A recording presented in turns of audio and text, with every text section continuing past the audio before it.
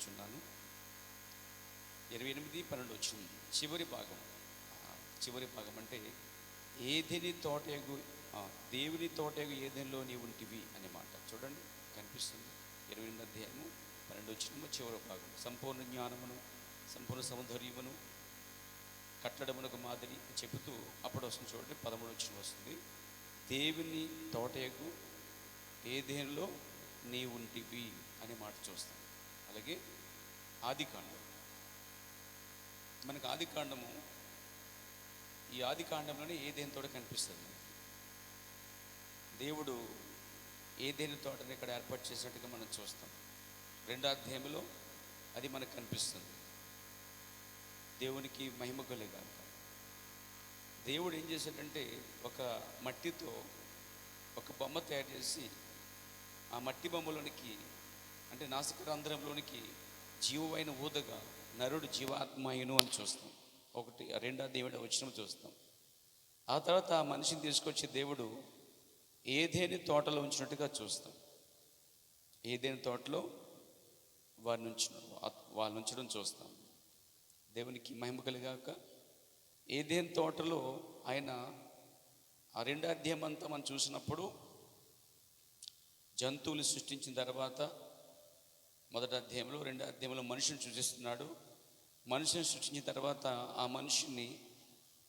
మనిషిని తీసుకొచ్చి ఆ జంతువుల్ని పక్షులు పిలిచి పేర్లు పెట్టమన్నాడు. పేర్లు పెట్టేశాడు. ఆ తదుపరి ఆదాము సాటిన సాయం లేనందున అని రాయబడుతుంది.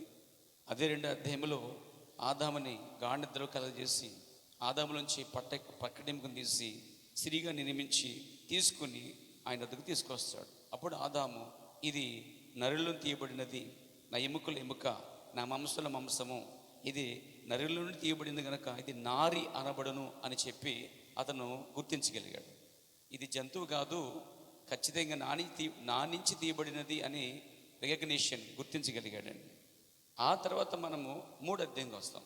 ఆదికాండము 3వ అధ్యాయం. ఇప్పుడు దాకా ఆయన సృష్టి చేసి జంతువుని చేసి పక్షులను చేసి తర్వాత మనిషిని చేసి ఆ మనిషి సాటైన సాయం లేనందున ఆ ఆదాముకి సాటైన సాయం చేసిన తర్వాత అప్పుడు ఏదెని తోటలో వారిద్దరూ ఉన్నారు. ఏదెని తోటలో ఇక్కడ ఆదాము నుంచి వచ్చిన స్త్రీ హవ్వ, వీళ్ళందరూ కూడా ఇద్దరు కూడా అక్కడ ఉన్నారు. వీళ్ళిద్దరూ ఎలా ఉన్నారంటే వాస్తవం చెప్పాలంటే ఆ ఇద్దరు దేవుని కుమారుడు దేవుని కుమార్తెలే ఉన్నారు. భూమి మీద స్త్రీ పురుషులు దేవుని కుమార్తెలు కుమారులై ఉన్నారు. కాబట్టి అక్కడ దేవుడు తండ్రిగా ఉన్నాడు, యజమానిగా ఉన్నాడు. మరి ఆయన తల్లిగా తండ్రిగా సమస్తానికి ఆయన ఉన్నాడు. కాబట్టి సాయంకాల సమయంలో యెహోవా వద్దకు వచ్చేవాడు, సంభాషణ జరిగేది.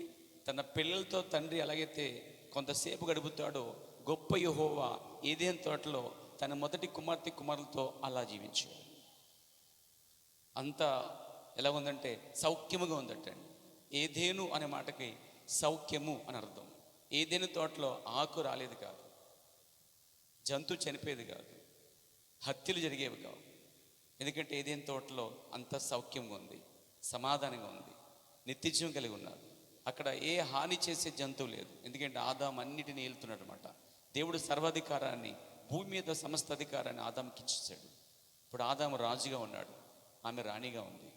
ఒక దినాన్న ఇది యేసు ప్రభుకి సంఘానికి సూచనగా ఉంది.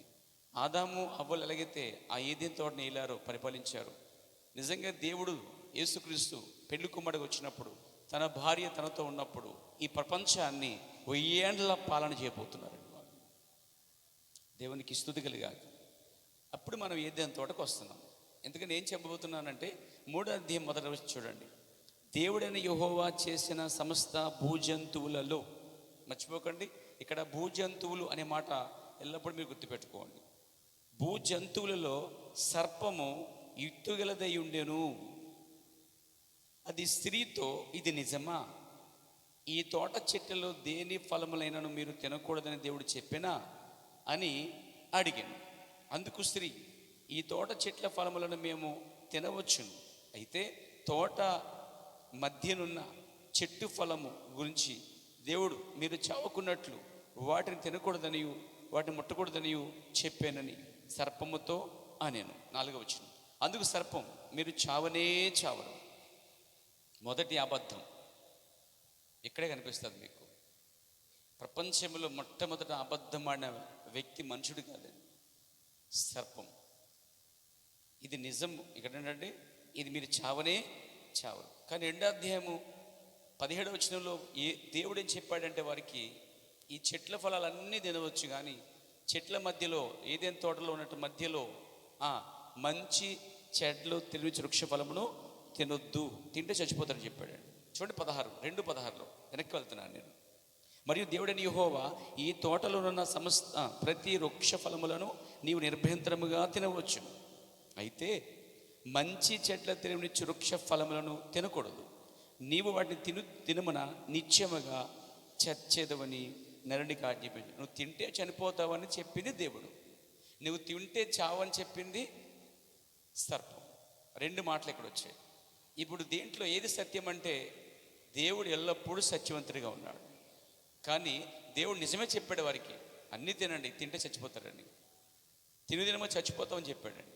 వాడు వచ్చి ఉన్నాడు, మీరు చావనే చావరు, అబద్ధమాడాడండి.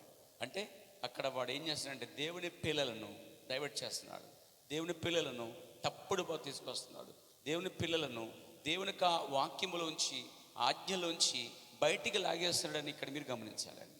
అలాగే సాతాను కూడా మిమ్మల్ని కూడా దేవుని వాక్యంలోంచి లాగడానికి సదా ప్రయత్నాలు చేస్తూ ఉంటాడండి, చేస్తూనే ఉంటాడు. దేవునికి మహిమకులు గాక.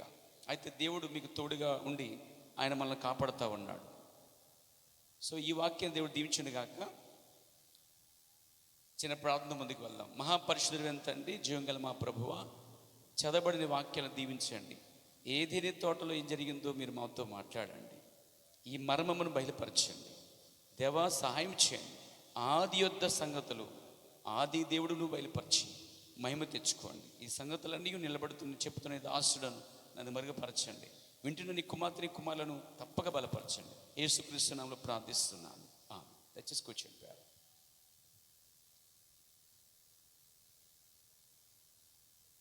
ఇప్పుడు మనం తీసుకోబోతున్న అంశం, ఏదేను తోటలో లేక ఏదేనులో మొదట స్త్రీ ఎలా మోసగించబడినది. Praise the Lord.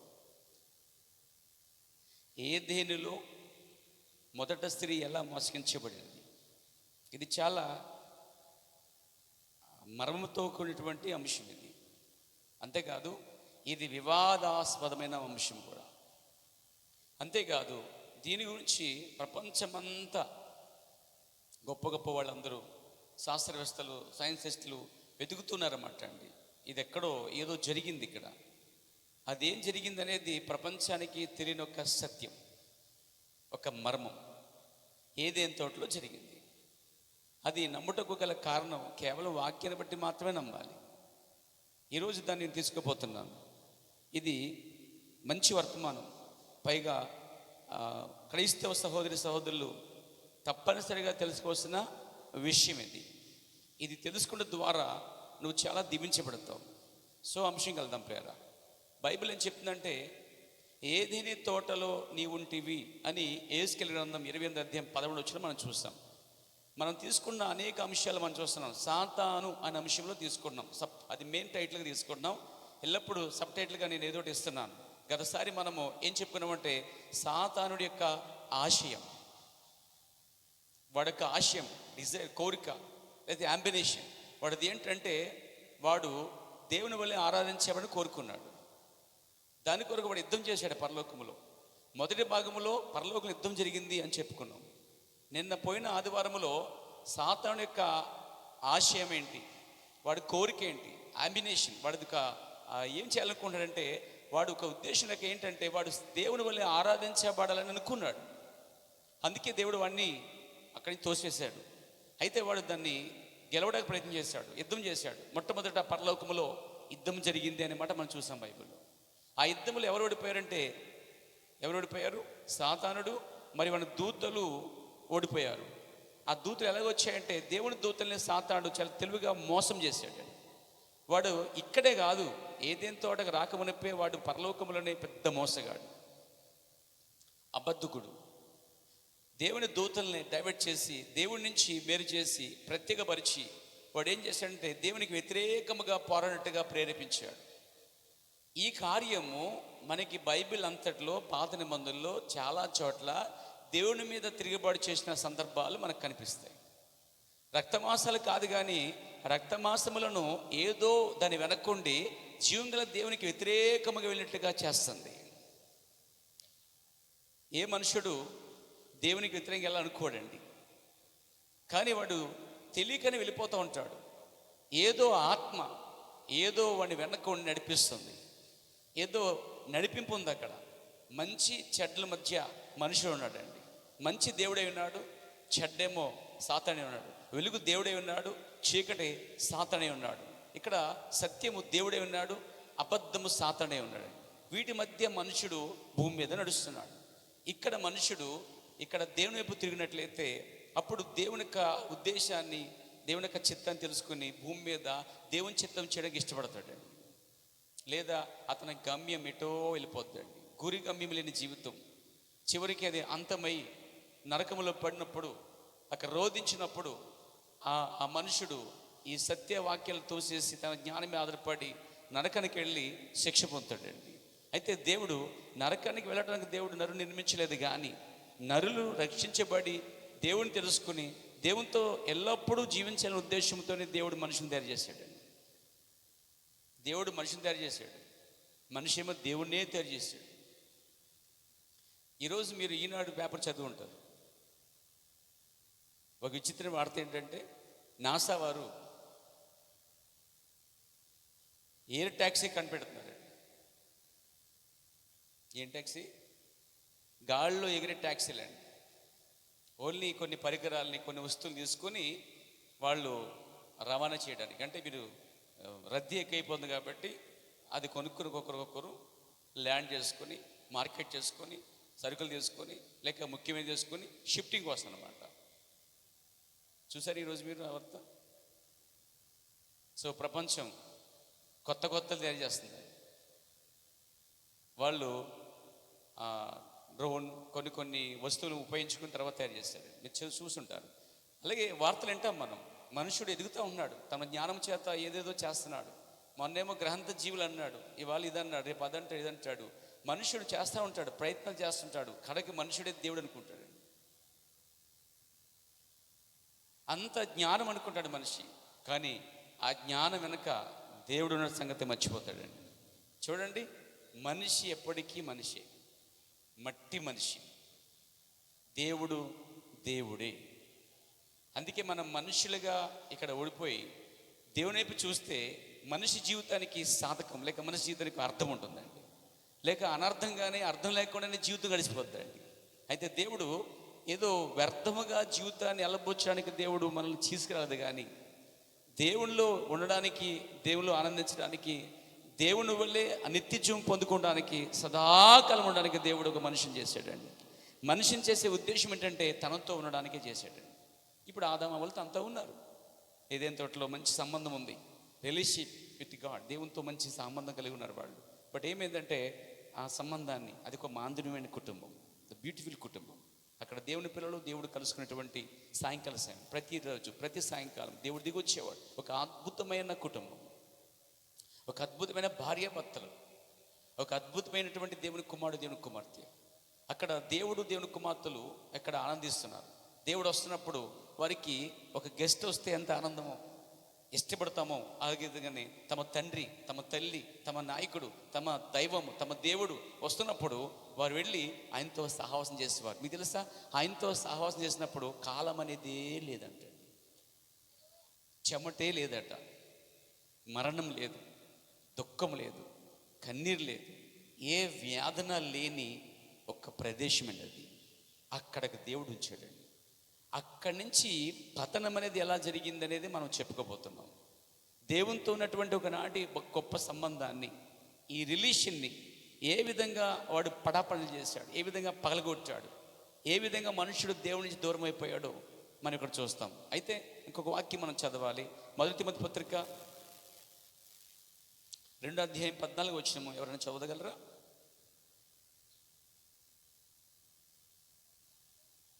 ఈ వాక్యం చూడండి. మరియు ఆదాము మోసపరచబడలేదు, కానీ స్త్రీ మోసపరచబడి అపరాధములో పడినని చాలా స్పష్టంగా ఉందండి. బైబిల్లో ప్రారంభంలోనే ఏదేని తోటలో అక్కడ అవ్వ ఆదాములున్న సమయంలో ఏదేనిలో మొట్టమొదట స్త్రీ మోసగించబడిందనే మాట వాస్తవమే. కానీ ఎలా మోసగించబడినదే వర్తమానమే. అది తెలుసుకోవాలి. అది తెలుసుకోవాలంటే మనము బైబిల్ వద్దకు రావాలి. బైబిల్ గురించి మనం చూసినప్పుడు మొదట ఈ సాతాను అనేవాడు వాని దూతలతో పరలోకము నుండి వాడు ఓడిపోయిన తర్వాత దేవుడు వాని దూతల్ని వాడిని తోసేశాడు. బైబిల్ చెప్తుంది ప్రకటన గ్రంథము మరి 12వ అధ్యాయములో అక్కడ మనం చూస్తాం. యుద్ధం జరిగెను, వాడి దూతలు భూమి మీద పడద్రోయబడిను. ఆది ఘట సర్పము ఆది ఘట సర్పమును వర్ణిస్తున్నాడు. అంటే ఏదైనా తోటలో ఒక సర్పం ఉన్నది. Praise the Lord. ఈ సర్పం గురించి చాలా స్పష్టంగా ఈ ఉదయకాలం మీతో చెప్పాలి నేను. ఈ సర్పము మరియు ఆదాము మరియు అవ్వ మరియు సాతాండు, ఇది ఏదైనా తోటలో మనం చూస్తామండి. ఈ కథ మీరు జాగ్రత్తగా వినండి. ఈ సాతాను ఓడిపోయిన తర్వాత వాడు ఎక్కడున్నాడంటే పౌలు చెప్తున్నాడు, ఆ దురాత్మలుగా మారినటువంటి దూతలే దురాత్మలుగా మారిపోయాయి. పడదోయబడిన దూతలే దెయ్యాలుగా మారిపోయాయి. కానీ మనిషి చచ్చిపోయినప్పుడు ఎన్నడూ దయ్యము కాడు. ఆ మనిషి చనిపోయినప్పుడు మట్టికి పోతుంది శరీరము. ఆ ఆత్మ మంచిదైతే ఏర్పాట్లో దేవుని చిత్తంలో ఉన్నది, దేవుని కుమార్తెలైతే వారు ఉండే స్థలము పరదేశకి వెళ్తున్నారు. పరదేశ్ అనేది జస్ట్ ఒక స్టాప్ అనమాట. అక్కడ ఆగడానికి మాత్రం పనిచేస్తుంది. విశ్రాంతి గది, వెయిటింగ్ హాల్. అయితే ఆ చెడ్డ మనుషుడు పాపి అయితే అతడుండే స్థలం ఏంటంటే పరదేశ్ కాదు కానీ పాతాళమునందు ఒక చోట దాయబడుతున్నారు. అంటే మనుషులు చనిపోతారు కానీ ఆత్మలు చనిపోవు. శరీరం చనిపోతుంది, శరీరానికి వయసు ఉంది, శరీరానికి మరణం ఉంది, కానీ ఆత్మకి మరణం లేదు. ఆత్మకి అసలే వయసే లేదండి. కాబట్టి ఆత్మ తిరిగి ఎక్కడ పోతుందంటే బైబిల్ చెప్తుంది, తాను దయచేసిన దేవుని వద్దకి వెళ్ళిపోతుంది అన్నాడు. అయితే వెళ్ళేటప్పుడు 2 ప్రదేశాలు ఉన్నాయి. దేవుణ్ణి పిలిచిన, దేవుడు ఏర్పరిచిన దేవుని కుమారుడై మారుమనసు రక్షణ పొందితే రక్షించబడినటువంటి విశ్వాస అయితే ఆ వ్యక్తి భూమి మీద మంచిగా జీవించిందైతే ఆ ఆత్మ పరదేశకి వెళ్ళి వెయిటింగ్ హాల్లో ప్రభు కొరకు ఎదురు చూస్తుంది, పునరుద్ధరణ కొరకు ఎదురు చూస్తుంది, వేండ్ల కొరకు ఎదురు చూస్తుంది, సదాకాలం ఆయనతో ఉండక ఎదురు చూస్తుంది. ఇక ఆయనకి విరుద్ధంగా జీవించినటువంటి భూమి మీద పాపులైన నీచులైన వారు, మరి దేవుని విడిచిపెట్టిన వారు, చెప్పాలంటే పాపులుగానే చనిపోయిన వారు, వాళ్ళకి ఆత్మలు పరదేశకి వెళ్ళగానే పాతాళములో ఒక చోట బంధించబడతాయి. ఎందుకంటే వారు తీర్పబడుతుంది. తీర్పు చేయబడి వారిని తీసుకెళ్ళి అగ్నిలో వేయబడుతున్నారు. తీర్పు లేకుండా, న్యాయ విచారణ లేకుండా తీర్పు లేదు, తీర్పు లేకుండా శిక్ష లేదండి.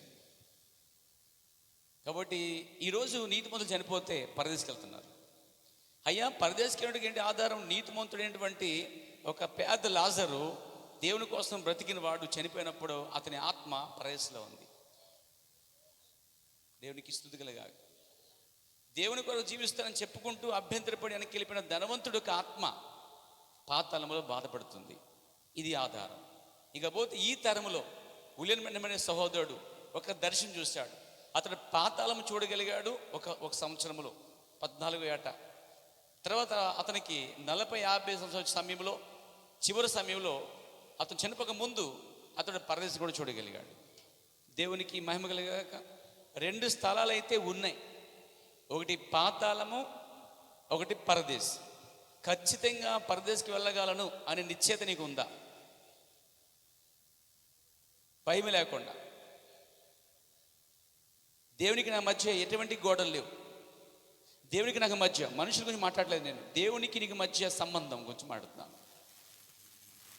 దేవునికి నీకు మధ్య సరైన సంబంధం ఉందనుకోండి, ఖచ్చితంగా నువ్వు వాడికి వెళ్తావు. దేవునితో సంబంధం కలిగి ఉంటే నువ్వు మనుషులతో కూడా సంబంధం కలిగి ఉంటావు.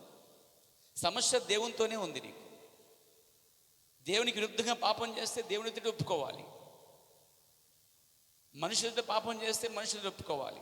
కానీ ఒప్పుకున్న మనుషుడు ఇంకా లోపల భాగం పెట్టుకునే ఉంటాడు ఏదో చోట. కానీ ఆయనైతే పాపములు మరుపు అనే సముద్రంలో పడవేశాడు. మరి ఎన్నటికీ జ్ఞాపకం చేసుకుని చెప్పిన నమ్మకస్తుడి యొక్క మాటను మనం నమ్మాలి. అందుకే ఆయనతో సహవాసం కలిగి ఉండాలి. ఆయనతో మంచి సంబంధం కలిగి ఉండాలి. ఎందుకంటే ఆయన ద్వారానే పాపక్షమాపణ, ఆయన ద్వారానే పరిశుద్ధాత్మ, ఆయన ద్వారానే నిత్య జీవము పరలోకమైనది. కాబట్టి మనం చెప్పబోతున్న విషయం ఏంటంటే, అసలు మొదట జరిగిన ఏదైనా తోటలో సంగతి చూద్దాం. రండి ఏదైనా తోటకు వద్దాం. Praise the Lord. ఆది కాండం 3వ అధ్యాయంలో ఈ కార్యం మనం చూస్తాం. ఈ 3వ అధ్యాయంలో దేవుడు కనిపిస్తున్నాడు, ఆదాము కనిపిస్తున్నాడు, అవ్వ కనిపిస్తుంది, తర్వాత ఇంకెవరు, సర్పం కనిపిస్తుంది.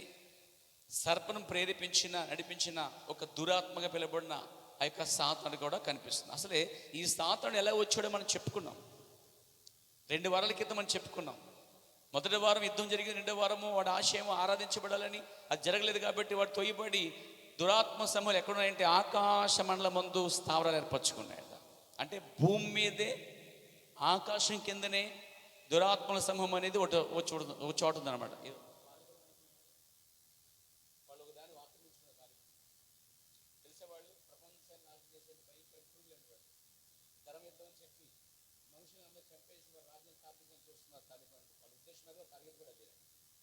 మీకు తెలుసా, బైబిల్లో యేసు చెప్పిన మాట జ్ఞాపకం చేస్తాను. ఎందుకు తెలుసా వారు ఆ పని చేస్తున్నారు? దాని వెనక కూడా ఒక ప్రవచనం ఉంది, మీకు చూపిస్తాను. కంగు తినొద్దు, ధైర్యంగా ఉండండి. యోహాను సువార్త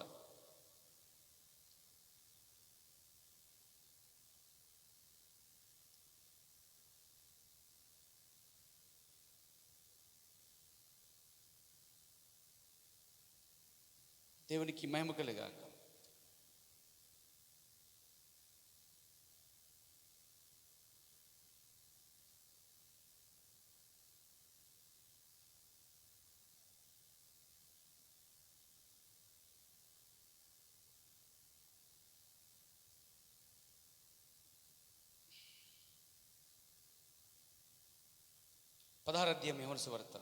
ప్రభు చెప్పిన మాట జ్ఞాపకం చేసుకోండి. మీరు అభ్యంతర పడకుండా వాళ్ళని ఈ మాటలు మీతో చెప్పుచున్నాను. మీరు కూడా, ఇది మీకు కూడా అర్థిస్తుంది. చదవండి. వారు మిమ్మల్ని సమాజ మందిరంలో నుండి వెలివేయుదురు.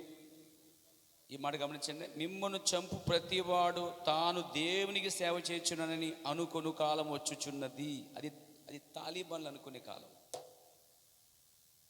ఇప్పుడు తాలిబాన్లు చేసే పని మనుషులందరినీ చంపడం, బాంబులతో కానీ మానవ బాంబులు కానీ ఏదైనా చేయండి.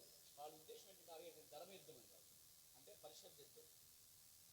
వాళ్ళ దేవుని పిల్లలు మిగతా చైతన్య పిల్లలు, మన చైతన్య పిల్లలు వాళ్ళ దేవుని పిల్లలు. వాళ్ళ మైండ్లో ఉంది, వాళ్ళు నేర్పబడింది ఖురాన్. వాళ్ళు యుద్ధం చేయబోతున్నారు. వాళ్ళు దేనికోసం యుద్ధం అంటే అన్నీ వశపరుచుకోవాలి, వాళ్ళు మాత్రమే భూమిని పరిపాలించాలి. దాని కొరకు వారు ఎంతగానో తెగిస్తారు. అలాంటి సమయం ఒకటి వస్తుందని యేసు ప్రభు ఈ భూమి మీద ఉన్నప్పుడు చెప్పాడండి. వాళ్ళు చేసే పని తెలుసా? చంపడం కూడా దేవుని సేవ అనుకునే ప్రజలంటే వాళ్ళ మనుషులు చంపడం కూడా దేవుని సేవ అనుకునే కాలం ఒకటి వస్తుందని ప్రభు చెప్పాడు. ఎప్పుడు చదివారు దాన్ని? గమనించారు ఎప్పుడైనా మీరు? చూడండి, ఆయన అక్కడ ఏమన్నాడు? మిమ్మల్ని చంపు ప్రతి వాడు తాను దేవునికి సేవ చేయొచ్చునని అనుకున్న కాలము వచ్చుచున్నది అన్నాడండి. యేసు ప్రభు 2వ రాకడ ముందు జరిగే కార్యాల్లో ఇదొకటండి. ఇప్పుడు చేసే పని అదే. వాళ్ళ దృష్టిలో అది ధర్మ యుద్ధం. ఎంతమంది చెప్పినా ఏం చేసినా పాపమే లేదు. వాళ్ళు అలా ఎందుకు అనుకున్నారంటే అది దేవుని సేవ అనుకున్నారు. మీరు దేవుని సేవ చేస్తున్నాం, అల్లాహ్కి యెహోవాకి సేవ చేస్తున్నాం అనుకుంటూ వారు దేవుడి పిల్లల్ని చంపేస్తున్నారు. సో అలాంటి గడి ఒకటి రాబోతుందంటే ఆల్రెడీ స్టార్ట్ అయింది. సో మనం ఎక్కడ చూసినామంటే ప్రతి బైబిల్లో ప్రతి ప్రవచనాలు నెరవేర్చబడుతున్న కాలంలో ఉన్నామండి. అయితే వాళ్ళు ఆ పని చేసే సమయంలో దేవుని ఏర్పరచిన పిల్లలు మాత్రం హతమార్చబడే కానీ వారు పక్షిరాజు లెక్కలు చాచి పైకి ఎగిరిపోయే ఒక కాలం ఒకటి దేవుడు నిర్ణయించాడు. ఆ కాలంలో మనం చూస్తున్నాం. నేడో రేపు ప్రభు వచ్చే సమయం అండి. మీ రెక్కలు ఒకసారి విదిలించి సిద్ధపరచుకోవాల్సిన సమయం ఇదేనండి. సో ఒక నిద్రపోకండి, ఆత్మీయంగా నిద్రపోకండి, మెలుగుగా ఉండండి. దేవునికి స్తుతి కలుగాక. ఏదేని తోటలో ఈ సర్పం మనకు కనిపిస్తుందండి. నేను తీసుకోబోతున్న ఈ అంశం చెప్పాను కదా, ఏదేనిలో మొదట స్త్రీ ఎలా మోసగించబడింది. ఆ మొదటి స్త్రీ ఎవరు? అవ్వ తప్ప భూమి మీద ఇంకే స్త్రీ లేదు. అప్పుడు ఒకే ఒక్క స్త్రీ ఉంది. ఈ ఆదాము అవ్వలు దేవుడి నుంచి వచ్చిన వారు. వీళ్ళు దేవుని కుమార్తె కుమారులు. వీళ్ళు జంతు జాతి జనులు కాదు కానీ, వీళ్ళు జంతువులు కాదు కానీ జంతువుకి వీళ్ళకి మధ్య ఉన్న సృష్టి విధానం ఏంటంటే, ఈరోజు డార్విన్స్ డార్విన్స్ కోడ్, ఆ వ్యక్తి చెప్పేది ఏంటంటే, మొదట దేవుడు సృష్టి చేసుకుంటూ వచ్చాడు. చేసుకుంటూ కప్ప నుండి, చేప నుండి, అలా కోత నుండి, అలా చింపాంజీ నుండి, అలా మెల్లిగా క్రమేణ పరిణామం పొందుతూ, డెవలప్మెంట్ పొందుతూ అప్పుడు మనుషుడు వచ్చాడు అనేది మనకు సిద్ధాంతం. అంటే కోతి నుంచి, కోతి ముందు కప్ప నుండి, చిన్న చేప నుండి, అలా జీవు నుండి పరిణామాలు పొందుతూ మార్పు చెందుతూ అన్నమాట. అది ముందు కప్పగా, పాముగా, తర్వాత కోతిగా, తర్వాత ఆ విధంగా చింపాంజీగా, ఆ తర్వాత మనుషుడిగా మారిపోయింది అనేది దావీదు సిద్ధాంతం. బట్ అది పూర్తిగా తప్పుడు వాక్యం, అది పూర్తిగా తప్పుడు అవగాహన. అలా కాదు బైబిల్ చెప్తుంది. ఈ జంతువులన్నీ, ఈ పక్షులన్నీ, ఈ సకల జీవరాశులన్నీ కూడా దేవుడు భూమి నుండి పుట్టించాడు, పక్షుల్ని సముద్రంలోంచి, జలములోంచి పుట్టించాడు. కానీ ఆదాముని తన చేతులతో నిర్మించాడు. ఆదాము కలుగును గాక అన్నాడు. ఆ తర్వాత ఆదాము లోపడ అవ్వ ఉంది, బయటికి తీశాడు. ఇప్పుడు వారు ఆయన చేత సృజించబడిన వారండి. జంతువు ద్వారా రాలేదండి వాళ్ళు. జంతువులు వేరుగా సృష్టించబడ్డాయి, మనుషుడు వేరుగా సృష్టించబడ్డాడు. జంతువులు ఆత్మ లేదు, కానీ జీవాత్మను, జీవింపచేసే ఆత్మను దేవుడు నరుడికిచ్చాడు.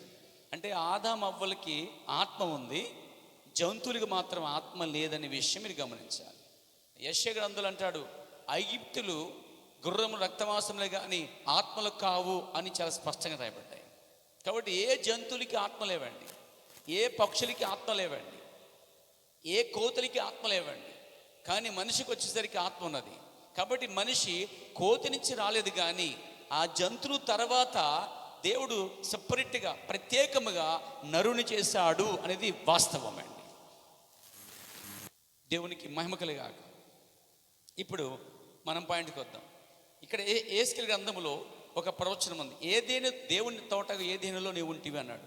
ఏదేని తోటలో ఎవరున్నారట? సాతాడు ఉన్నాడని చెప్తున్నాడండి. ఏదేని తోటలో సాతాను ఎలా వచ్చాడు? అరే, దేవుని కుమార్తెల మధ్యగా ఎలా వచ్చాడు? వాడు ఇప్పుడు ఆత్మయ్య ఉన్నాడు. ఆత్మగా ఉన్న వాడు పరలోకంలో మోసగించాడు, కిందకి తీసుకొచ్చాడు, దూతలు తనతో ఉన్నారు.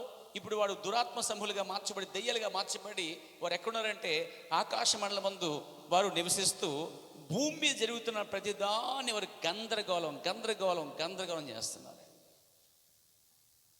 దేవునికి మహిమ కలుగాక. ఇప్పుడు ఏదేని తోటలకు వాడు మెల్లిగా వచ్చాడు. అయితే ఫస్ట్ వాడు ఎక్కడున్నాడు, ఎలా వచ్చాడంటే, ఈ కాల ప్రవక్త అన్నాడు, ఏదేని తోటలో జంతువులన్నీ చేసిన తర్వాత ఆయన చివరగా జంతువులు చేసిన తర్వాత చివరగా అంటే కోతిని, చింపాంజీని, గొర్రెలన్నీ కూడా చేసిన తర్వాత ఆయన ఇంకో జంతువు కూడా చేశాడు. ఆ జంతువు పేరే సర్పం అండి. మనం సర్పం అనే మాటకి ప్రాకృతి అనే మైండ్కి వెళ్ళిపోద్ది మన ఆలోచన. కానీ ఈ సర్పము మొదట ప్రాకేది కాదనే విషయాన్ని బైబిల్ ద్వారా మనం ఈరోజు రుజువు చేయగలం. చూడండి, 3వ అధ్యాయం మొదటి వచనం, దేవుడైన యెహోవా చేసిన సమస్త భూజంతువులు అన్నాడండి. జంతువు జాతికి చెందినదే సర్పం అండి. ప్రాకుతున్న పురుగులకు సంబంధించింది కాదనే విషయం గమనించాలి. మొట్టమొదట జంతువులు అంటే 4 కాళ్ళు కలిగిందని జంతువు అంటాం. జంతువు కలిగినటువంటిది ఏదైనా మనం చూస్తాం. పక్షులు మనం జంతువు అన్నాం, పురుగే పాకుల్ని జంతువులను పిలవం, కానీ వాటిని కీటకములను లేక పురుగులను పిలుస్తాం. జంతువుల్ని రెక్కల పక్షులను పిలుస్తాం. కానీ ఇక్కడ విచిత్రం ఏంటంటే భూజంతువులోనే లెక్కించబడింది. అంటే 2 చేతులు 2 కాళ్ళు కలిగిన చింపాంజీ, కోతి, గొర్రెల, దాని తర్వాత చేయబడింది ఏంటంటే దానికంటే కొంచెం డెవలప్మెంట్గా కనిపించింది ఏంటంటే అచ్చ మానవ రూపంలో మానవులకు కనిపించే ఒక జంతువు అనమాట. ఎందుకంటే మనకి గొర్రెల లేక చింపాంజీ ఇంచుమించుగా దగ్గరగా మానవులా కనిపిస్తుంది. అయితే ఈరోజు చింపాంజీ, గొర్రెల మనకు కనిపిస్తుంది. చింపాంజీ తర్వాత ఈ సర్పం అనేది చేయబడిందండి. సర్పం అంటే అది ప్రాకేది కాదని మొదట మీరు తెలుసుకోవాలి. తర్వాత అది ప్రాకే పురుగుల దేవుడు ఎలా మార్చాడో కూడా ఈరోజు మీరు తెలుసుకోవాలి. అది ముందు ఎలా ఉందో తెలుసండి. అది ముందు ప్రాకేది కాదు. బైబిల్ వచ్చిన ప్రకారం చూస్తే 14 వచనం, అందుకు దేవుడిని యెహోవా సర్పముతో, నీవు దీన్ని చేసినందున పశువులన్నిటిలో పశువులు అనే మాట ఉపయోగించాడు. అంటే ముందు సర్పము పాకకు మునుపు, తన పొడతో తాను పాక మునుపు, అది పశువులు అనబడుతున్న, జంతువులు అనబడుతున్న వాటితో కలిగి ఉన్నది, అంటే వాటికి చెందినది అని అర్థం. Praise the lord. పశువులన్నిటిలో, ఇక్కడ పక్షులన్నిటిలో అని చెప్పలేదు, పురుగులన్నిటిలోని చెప్పలేదు, ఇక్కడ జంతువులని చెప్పలేదు, కానీ పశువులు అన్నాడు. అంటే జంతువు జాతి పశువులు. పశువు అనే పర్టికులర్గా ఎందుకు చెప్పాడంటే, ఇక్కడ జంతువు జాతి చెందిన ఈ పశువులన్నిటిలో చూడండి, ఇప్పుడు ఆలోచిస్తే పశువులోకి లెక్క వస్తుంది ఇది కూడా. ఏది? కోతి, తర్వాత చింపాంజీ, ఇవన్నీ జంతువు జాతి చెందినవి. ఈ జంతువులోనే పశువులన్నిటిలోనూ, తర్వాత నాడు భూజంతువులన్నిటిలోనూ రెండు. ఇక్కడ భూజంతువులు, ఇది పరలోక సంబంధమైనది కాదు, ఇది పైనుంచి వచ్చేటువంటి ఏదో గ్రహంత జీవులంటిది కాదు, లేక పైనుంచి వచ్చే డైనోసార్ లాంటిది కాదు, లేదంటే ఇది ఒక రకమైనటువంటి ఏదో చైనాలు కనిపెట్టే గొప్ప పురుగులాంటిది కాదు. కానీ సోదరులారా, ఇది సృష్టిలోనే, దేవుడు చేసిన సృష్టిలోనే ఉన్నటువంటి భూజంతువులలో ఒక జంతువు. ఇప్పుడు 14 చివరి చూడండి, భూజంతువులన్నింటిలో అని ఉంది కదా. 3:1 చూడండి, భూజంతువులలో సర్పము యుక్తి గలదై ఉండెను. చాలా తెలివైందంటండి, యుక్తి గలది. అంటే ఇక భూజంతువులో ఎవరికి లేని యుక్తి, తెలివితేటలు, ఆ జ్ఞానము దీనికే ఉంది. ఎందుకంటే ఇది సరిగ్గా సాతానికి అనుకూలంగా దగ్గరగా ఉంది, వాడికి వాడుకోవడానికి సాతానికి సాధనముగా ఉంది. ఇక్కడ దేవునికి మహిమ కలుగాక. చూడండి, ఇక్కడ మీరు గమనించండి, భూజంతులన్నింటిలోనూ నీవు శపించబడిన దానిపై నీ కడుపుతో ప్రాకుచు నీవు బ్రతుకు దినములన్నీ మన్ను తిందువు. అంటే ఇంతకుముందు అది కడుపుతో ప్రాకేది కాదు. మరి ఏం జరిగింది ఇక్కడ?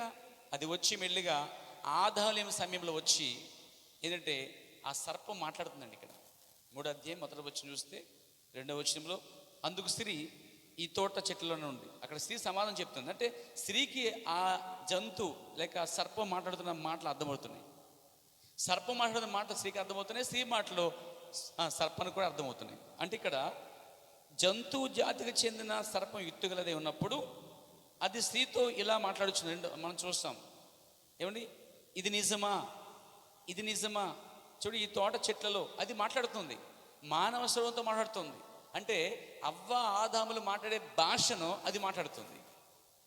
ఇప్పుడు అవ్వకి అర్థమవుతుంది, అవ్వ అర్థమైంది కాబట్టి దానికి రిప్లై ఇస్తుంది, సమాధానం ఇస్తుంది. ఇక్కడ ఇది మాట్లాడుతుందంటే అవునండి, అవును, ఇక్కడ మాట్లాడే జంతువు ఒకటి ఉందండి. ఆ జంతువే సర్పంగా పిలువబడింది. ఆ సర్పంలోనికి సాతాను ప్రవేశించాడు.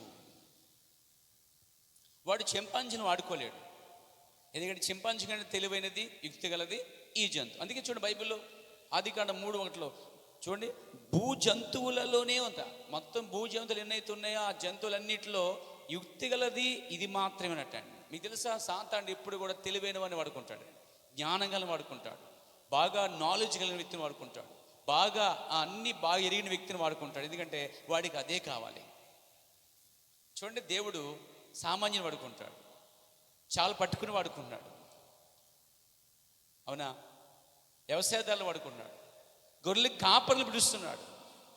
ఏనాడు దేవుడు బైబిల్లో గొప్ప గొప్ప జ్ఞానాన్ని పిలవలేదు, కానీ ఆయన జ్ఞానం దాటుకుంటూ గొర్రెలు కాపర్ని, చేపలు అయితే పాపలు, నీచులు ఉన్న వాళ్ళని, అసలు ఎందుకు పనికిరానటువంటి వారిని దేవుడు తీసుకొని పనికొచ్చేవారుగా చేశాడు.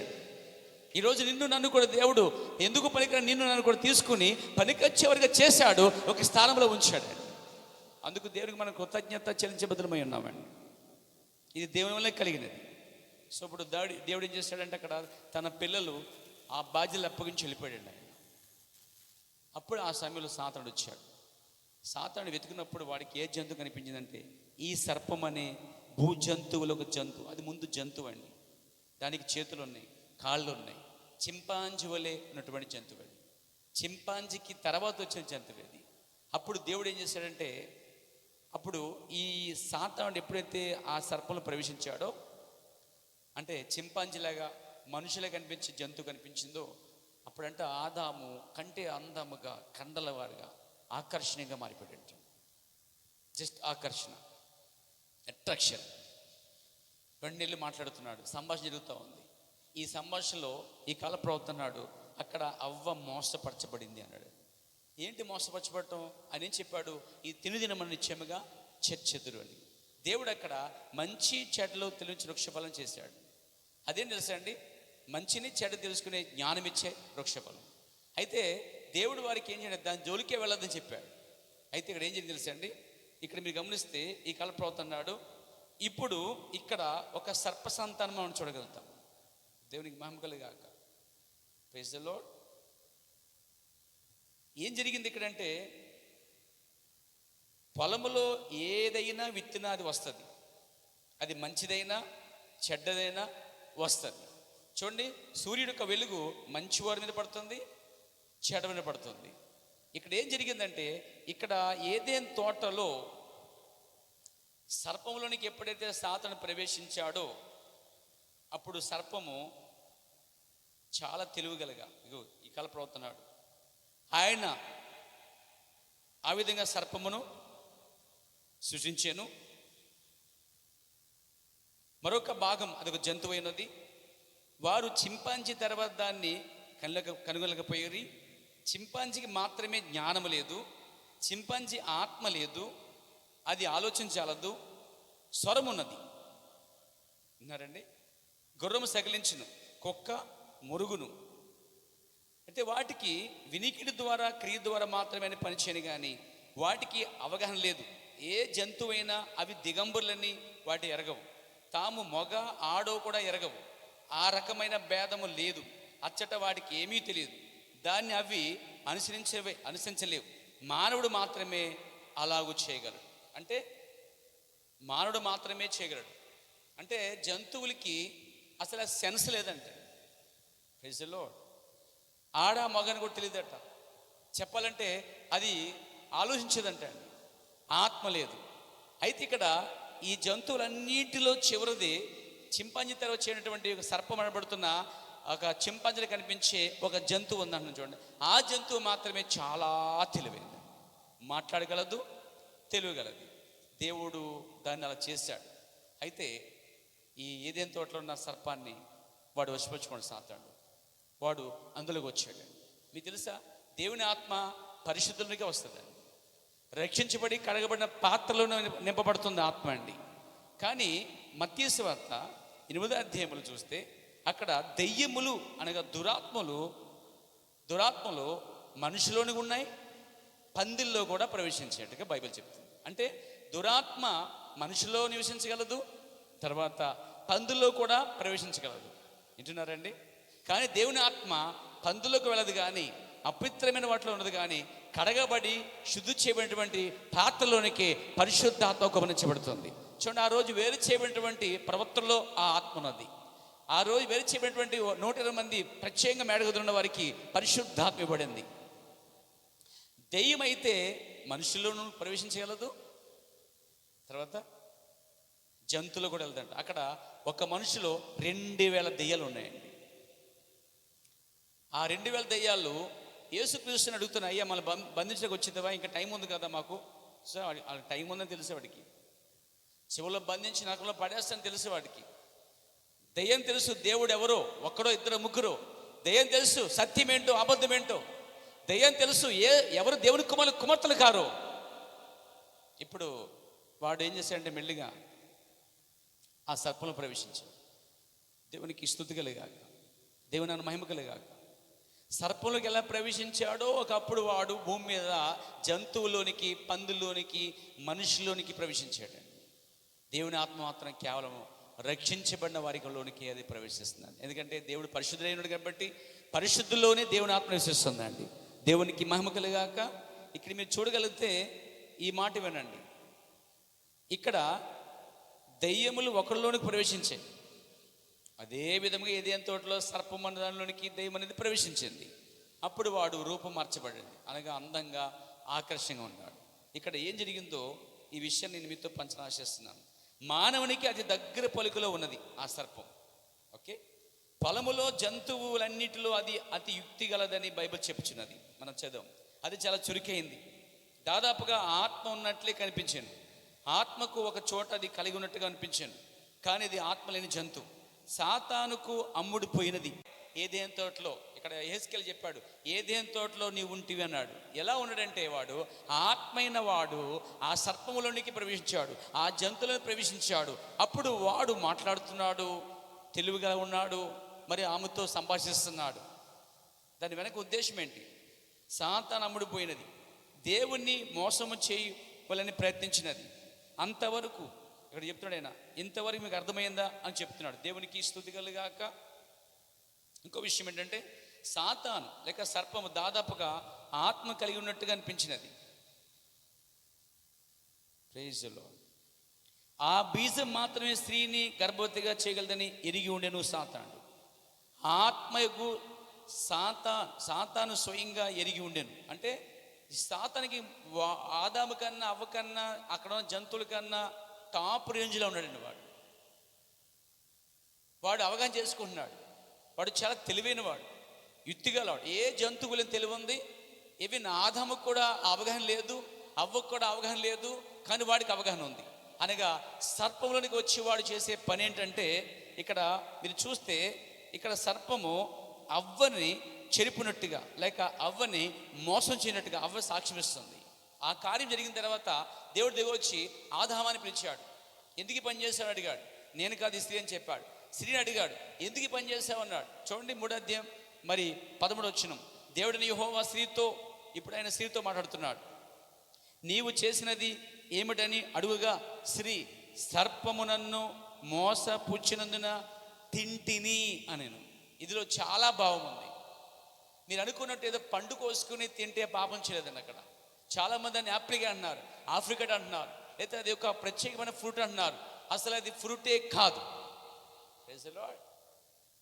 క్రియ అయినది. వారెవరో వారి ఫలముల వల్ల తెలుసుకున్నది. ఫలములు అనగా బైబిల్ భాషలో క్రియలు, క్రియలే ఫలములుగా పోల్చారు. దేవుడు ఏం చెప్పంటే అసలు ఆ క్రియ చేయవద్దని చెప్పాడు. ఆ మంచి చేత వృక్ష ఫలములకు దూరంగా ఉండని చెప్పాడు. కానీ తెలియక ఇక్కడ జరుగుతున్న కార్యం ఏంటంటే, అవ్వకు కూడా తెలియనిది. ఆదలేని సమయంలో, ఆదాము లేని సమయంలో అవ్వ ఆదాముకి భార్య, ఒకనికి భార్య, వేరొక భార్య చెరపరాదు, వేరొక భార్య ఉంచుకోకూడదు, వేరొక భార్యను ఆశించకూడదు. ఈరోజు సంఘము కూడా ఒక పాస్టర్కి భార్య ఉంటుంది. ఒక సంఘ విశ్వాసాన్ని వేరొక పాస్టర్స్ ఎన్నడూ కూడా విశ్వాసాన్ని ఉంచుకోకూడదు. అదేమోందండి, అది ఒక అక్ర సంబంధమైనది. నీ సహోదరుడు ఫిలిప్పి భార్య ఉంచుకున్నట బాప్తిస్మా యోహాను వచ్చి అక్కడ హేరోదుని ఖండిస్తున్నాడు. ఈరోజు ఒక సంఘం నుండి ఒక సంఘానికి వెళ్ళి, ఒక సంఘం నుండి ఒక సంఘానికి వెళ్ళి ఆ విధంగా చేస్తే అది ఒక ఆత్మ సంబంధమైన వ్యభిచారం అనబడుతుంది. ఒక స్త్రీ భర్తతో ఉన్నంత వరకు ఆమె ప్రతివత, ఒక భర్తతో ఉన్నంత వరకు. ఆ స్త్రీ భర్తను గాక వేరొక పురుషుని తాకితే ఆమె అపవిత్రపరచబడింది, ఆమె వ్యభిచరించింది, ఆమె వేశ్య. వేషకు వ్యభిచారులకు దేవుడు తీర్పు తెచ్చిన ఉన్నాడని బైబిల్ చెప్తుంది. అందుకే భూమి మీద ఒక్కసారి వివాహం అయితే మరణము వరకు వారు విడిపోకూడదు. మరణం తప్ప ఏది వారిని వేరు చేయకూడదు. అందుకే వివాహానికి ముందే అక్కడ అవ్వ ఆదాముని కలవక ముందే, ఆదాము అవ్వని కొడక ముందే ఇక్కడ ఒక లైంగిక ప్రక్రియ జరిగింది. ఇది ఆదిలో జరిగిన ఒరిజినల్ సిన్, నిజమైన పాపం అనేది ఇక్కడ జరిగింది. అది మీరు అనొచ్చు, ఒక జంతువు రక్తము స్త్రీ గర్భం ధరించే అవకాశం ఉన్నదా? ఆ హిమోగ్లోబిన్ జరిగిద్దా? ఆ విధంగా జరిగిద్దంటే ఏ జంతువు రక్తం కలవదండి. మరి అయితే ఈ జంతువు ఎలా కలిసిందంటే, ప్రవక్త అన్నాడు ఈ కాలంలో ఈ సర్పం యొక్క రక్తం మాత్రమే స్త్రీ గర్భం ధరించే అవకాశాలు ఉన్నాయని తెలుసుండే సాతాను కుయిత్తి తెలివి గలవాడు కాబట్టి దానిలో ప్రవేశించి ఆ లైంగిక ప్రక్రియ ఆమెతో జరిగించాడు. ఇది మొదట ఏదేన్ తోటలో జరిగిన మొదటి పాపం. పండు తిన్నందుకు దేవుడు ఎందుకు చేస్తాడండి? వాళ్ళని క్షమించేయచ్చు ఆయన, కానీ అక్కడ రక్తం మార్పిడి జరిగింది. ఆదాము ఎరగినటువంటి కార్యాన్ని ఈ సర్పము ద్వారా, సర్పమును అనగా జంతువును వశపరుచుకునే వాడు ఆ ఆత్మలు ప్రవేశించి ఆ జంతువు ద్వారా వాడు ఆమె చెరిపేశాడు. ఈరోజు కూడా కన్యక అనే సంఘాన్ని అనేక ఆచారాల ద్వారా, సిద్ధాంతాల ద్వారా, అనేక బోధకుల ద్వారా, అనేక అక్రమ బోధల ద్వారా ఈరోజు ఆత్మ సంబంధమైన సంఘం చెరిపబడుతుందండి. అది శరీర సంబంధమైనది, ఈ ఆత్మ సంబంధమైనది. మీకు తెలుసా, ఆదాము రెండో ఆదాము గుర్తుగా ఉన్నాడు, అవ్వ రెండో ఆదాము గుర్తుగా ఉంది. అసలు మొదటి ఆదాముని సమీపించకముందే అవ్వ మోసగించబడినట్టుగా ఈ యేసుక్రీస్తు రెండో ఆదామునికి చెరగముందే అనేకమైన క్రైస్తవ సంఘాలు చెరపబడుతులేదా? అక్షరాలు చెరపబడుతున్నాయండి. తప్పుడు సిద్ధాంతములు, తప్పుడు కార్యాలు, తప్పుడు ఆలోచనలు, వాక్య క్రమంలోంచి బయటికి వెళ్ళిపోయి నానా సిద్ధాంతములు, నానా పండుగలతో ఈరోజు కలుషితమైపోయినాయి. ఈనాటి అవ్వలు చెరవబడ్డాయండి. అయితే దేవుడు చెరవబడినప్పటికీ దేవుడు ఏం చేస్తాడంటే, దేవుడు తన వధువును కాపాడుకుంటూ వస్తున్నాడు. దేవునికి మహిమ కలుగాక. ఇక్కడ జరిగిన కార్యం చూడండి. నాతో మీరు ఉన్నారా? దేవునికి మహిమ కలుగాక. ఈ కల ప్రవక్త అన్నాడు, చింపాంజీ దాన్ని చేయజాలదు. అర్థం చేసుకోండి, ఆ జీవం మాత్రమే స్త్రీ గర్భవతిగా చేయగలదు, కానీ చింపాంజీ దాన్ని చేయజాలదు. వారు దాన్ని మిశ్రమ చేసి అన్ని విధాలుగా పరీక్షించిరి. ఏది కార్యం జరిగిన తర్వాత ఈ మధ్యకాలంలో గొప్ప గొప్ప శాస్త్రవేత్తలు, సైంటిస్టులు అందరూ ఏకమయ్యి ఏం జరిగింది ఏదైనా తోటలో, అసలు ఏమైంది, అసలే ఏ విధంగా జరిగింది అని వారు పరిశోధన చేసినప్పుడు ప్రతి జంతు రక్తం సేకరించి వాళ్ళు ల్యాబ్ టెస్ట్ చేసి చూస్తే అక్కడ జంతు రక్తం ఏ విధంగా కూడా గర్భం ధరించే అవకాశాలు లేవు. అప్పుడు అన్నాడైనా, చింపాంజీ దాన్ని చేయజాలదు, అంటే చింపాంజీ రక్తం కూడా పనిచేయదు. చింపాంజీ తర్వాత చింపాంజీలో ఉన్న జీవకణము స్త్రీ యొక్క అన్నములో సంయోగం కాజలదని ఎరిగి ఉండెను, కానీ సర్పము యొక్క బీజము దానిని చేయగలదని సర్పము ఎరిగి ఉండెను. అంటే ఈ సర్పం అనబడుతున్న జంతువు బీజం మాత్రమే ఆమె గర్భంలో ప్రవేశించి ఒక సంతానం వస్తుందని సాతానికి బాగా తెలుసట. అంటే ఇక్కడ ఏం జరుగుతుంది, సాతాను కూడా ఈ భూమి మీద తనకంటూ ఒక సంతానాన్ని సంపాదించుకుని ప్రయత్నించాడు, దాన్ని సాధించాడు. దేవుడు కూడా ఈ భూమి మీద స్త్రీ ద్వారా, స్త్రీ సంతానము ద్వారా దేవుడు ఒక దాన్ని ఆయన సృష్టించుకుంటూ నడిపారు. దేవునికి సంతానం ఉంది భూమి మీద, సాతానికి కూడా సంతానం ఉంది. ఎలా, ఏ విధంగా చూడండి. సర్పముతో ఆ పని చేశాను, ఈ కార్యము జరిగినని ఆదామునకు ఎన్నడూ తెలియదు. చూసారా, ఆమె ఒక స్త్రీగా తయారు చేయబడెను, ఆమె నిత్యముగా తర్వాత ఆ క్రియొద్దకు ఆమె వచ్చును. కానీ చూడండి, దేవుడు రక్షకుడుగాను ఇతర ఫలములుగాను క్రియ చేయుటకు సర్వాధికారం కలిగి ఉన్నాడు. దీన్ని చాలాసార్లు ఆయన వారికి ప్రేమతో వివరించాను. దీనిని సాతాను ఎరిగి ఉండి ఆమె యొద్దకు ఈ సర్పరూపములో వచ్చెను. స్త్రీ యొద్దకి సాతానుడు అనే ఆ ఆత్మ ఆ సర్పంలోకి లేక జంతువులో ప్రవేశించినప్పుడు ఆ జంతువు ద్వారా వాడు తెలివితేటలతో స్త్రీ యొద్దకు తీసుకొచ్చాడు. ఇక్కడ ప్రవక్త అన్నాడు, ఈ కార్యము జరుగునని ఆదామునకు ముందు ఎన్నడూ తెలియదు. అయితే సాతానుడు ఎరిగి ఉండెను, వాడికి ఆ జ్ఞానం ఉంది, నాలెడ్జ్ ఉంది, వాడికి ఆ క్రియ గురించి వాడికి అవగాహన ఉంది. ఆమె యొద్దకు ఈ సర్పరూపంలో వచ్చాను, అదే అందుకు తగినది. ఏది? ఆ సర్పమే సాతాను సంతానానికి తీసుకురావడానికి తగినది. కాబట్టి ఇప్పుడు సర్పం యొక్క బీజము ద్వారా ఆమె సాతాను ద్వారా మొదటి గర్భం ధరించినది. అందువలనే వాడిని ఆశ్రయించి వచ్చాను. కేవలము సాతాను ఉద్దేశం ఏంటంటే, ఎలాగైనా భూమి మీద వాడికంటూ ఒక సైన్యం సంపాదన కావాలి. ఎందుకంటే వాడు ఆత్మగా ఉన్నప్పుడు దేవుని పరలోక రాజ్యములో కొన్ని దూతలను సంపాదించగలిగాడు. ఇప్పుడు వాడు యుద్ధం చేయడానికి భూమి మీద వాడికంటూ గుంపు కావాలి, వాడికంటూ పిల్లలు కావాలి, వాడికంటూ సైన్యం కావాలి. అక్కడ సైన్యం దూతలైతే భూమి మీద కొంతమంది మానవుల రూపంలో సాతానుకు సంబంధించినటువంటి సంతానము కూడా ఉన్నారు. భూమి మీద సాతాను సంతానం ఉందా అంటే దాన్నే బైబిల్లో యోహాను అన్నాడు, సర్ప సంతానం అన్నాడు. అంటే ఈ సర్పము ద్వారా సంతానం వచ్చిందా? అవును. ఎలా వచ్చింది దాన్ని చూద్దాం. దేవునికి మహిమ కలుగాక. ఇప్పుడు గమనించండి, సాతాను అనేటువంటి స్పిరిట్ అక్కడ జంతువులను ప్రవేశించినప్పుడు ఈ కాల ప్రవర్తనాడు సాతానుడు సర్పరూపములో, సాతానుడు సర్పరూపం, సాతానుడు వేరు, సర్పం వేరు. అర్థమైంది మీకు? ఇక్కడ సాతానుడు ఒక స్పిరిట్, ఆ స్పిరిట్ ఈ జంతువులో ప్రవేశించింది. పందులకు దూన్నట్టుగా, మనుషులకు వెళ్ళినట్టుగా వీడు ప్రవేశించిన తర్వాత సర్పము రూపములోనే సాతానుడు ఉన్నాడు. ఇప్పుడు వాడి ఉద్దేశం ఏంటంటే ఈమెను చెరపాలి, ఈమె నుంచే సంతానం సంపాదించాలి. ఎందుకంటే భూమి మీద ఒకే ఒక్క ఏకైక గర్భం ధరించే పొదుగు కేంద్రముగా స్త్రీ ఒకటే కనిపిస్తుంది అక్కడ. కాబట్టి వాడు ఇవి వేరే దాన్ని తీసుకునే అవకాశం లేదు. అందుకే వాడు ఏం చేశాడంటే ఈ స్త్రీ గర్భంలోంచే ఒక మానవుని సంపాదించాలి వాడు. కానీ బీజము సర్పబీజమై ఉండాలి. చూడండి, ఏ జంతువు రక్తం కలవదు, కానీ ఆ చివరి సర్పం యొక్క ఆ జంతు రక్తం మాత్రమే కలుస్తుంది. కాబట్టి దాన్ని వాడుకున్నట. అందుకే చూడండి, సాతాను దాన్ని ఎరిగి ఉండేను. ఆమె యొద్దకు సాతానుడు సర్పరూపంలో వచ్చాను, అదే దానికి తగిన అవకాశము. అంటే ఈ జంతువు మాత్రమే వాడుకున్నాడు. ఇక్కడ అన్నాడు ఈ కాలప్రవక్త, ఆమె సాతాను ద్వారా మొదట గర్భం ధరించింది. అంటే ఆదాము కంటే ముందే ఈ సర్పము లేక జంతువు ద్వారా ఆమె చెరపబడింది. కాబట్టి ఏమంటుంది ఇక్కడ చూడండి, ఆదికాండం 3:13 సర్పము నన్ను మోసపుచ్చింది, అందుకే తిన్నాను. సర్పము నన్ను అలా మాటలతో మోసపుచ్చింది కాబట్టి నేను అందులో పాల్గొన్నాను. ఆ ప్రక్రియ జరిగినది, అది తింటిని. అర్థమైంది మీకు? దేవునికి మహిమ కలుగాక, దేవునికి స్తుతి కలుగాక. ఇది ఎలా ఉందంటే, ఈమెకి తెలియకుండా ప్రక్రియ జరిగింది. అంటే ఆమెను వశపరుచుకున్నాడు, వాడు చెరిపేశాడు.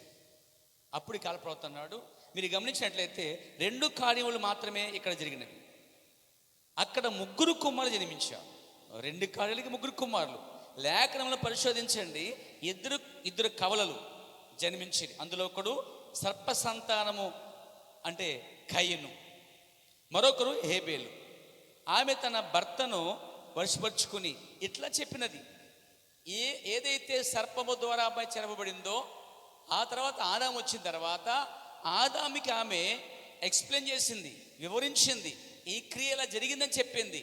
ఇప్పుడు ఆదాముకి అవగాహన వచ్చింది. ఇప్పుడు ఆదాము ఆమెను కూడాడు. నేను ఓపెన్గా చెప్తాను, ఎందుకంటే ఇది బైబిల్ కాబట్టి, సత్యం కాబట్టి, ఇందులో చాలా నిజాలు ఉన్నాయి, అబద్ధాలు కాబట్టి. దేవునికి మహిమ కలుగాక, దేవునికి స్తుతి కలుగాక. ఎవరు అబద్ధం చేసుకోవద్దు, కానీ ఇది మాత్రం జరిగిన నిజమైన ఒక కార్యము.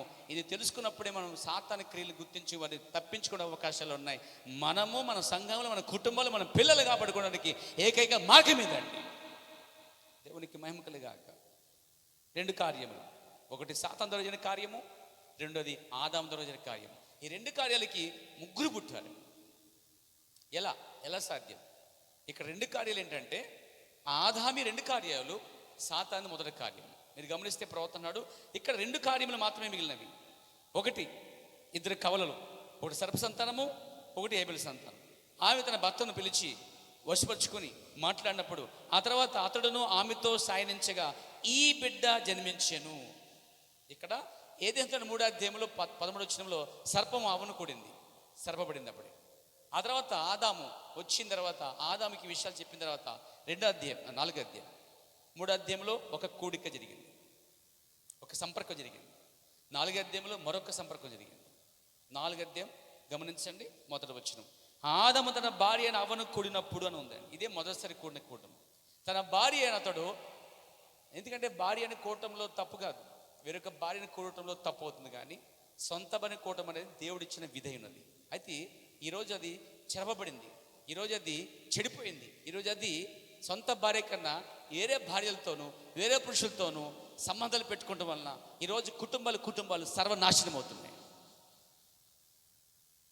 ఇక్కడ వీరిద్దరి మధ్య 3వ వ్యక్తి వచ్చిన వల్లనే ఈ కుటుంబ పతనమైంది. ఇద్దరి మధ్యకి 3వ వ్యక్తిని తీసుకురాకండి. స్త్రీ అయినా పురుషుడైనా తీసుకొస్తే కుటుంబాలు, సంఘాలు, సమాజాలు చెడిపోతున్నాయి. దేవునికి మహిమ కలుగాక. ఇది ఆదాము తన భార్య అవ్వను కూడినప్పుడు. ఇంతకుముందే ఒక కార్యం జరిగింది, అది సర్పం ద్వారా, ఇప్పుడు ఆదాము ద్వారా. కానీ ఆదాము ఇక్కడ కూడినప్పుడు హేబేలు సంతానమే ఆదాము సంతానం. హేబేలు 2వ వాడిగా ఉన్నాడు, కయీను మొదటి వాడిగా ఉన్నాడు. కయీను రక్తము అక్షరాల సర్పం రక్తం, హేబేలు రక్తము అక్షరాల ఆదాము రక్తం. కానీ 2 కవలలో ఆ గర్భములో ఉన్నారు. మీరు నమ్మొచ్చు, ఎందుకంటే మీరు చూడండి,